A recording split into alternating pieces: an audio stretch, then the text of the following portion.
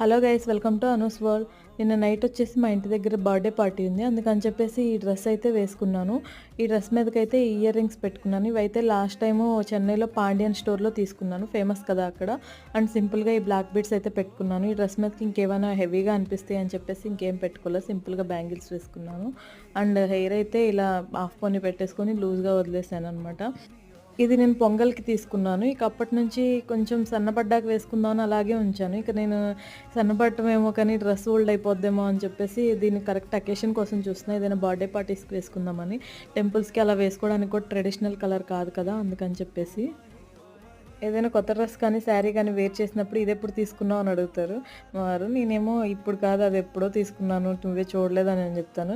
ఈసారి కూడా అలాగే అడిగితే పొంగల్‌కే తీసుకున్నాను కదా, ఇక నేను అప్పటి నుంచి వేసుకోలేదు అని అంటే, అబ్బా ఇంకేమన్నా కొత్తగా చెప్పు అని అంటున్నారు. అప్పుడప్పుడే నిజాలు చెప్తాం, అలాంటప్పుడు కూడా నమ్మకపోతే ఎలా?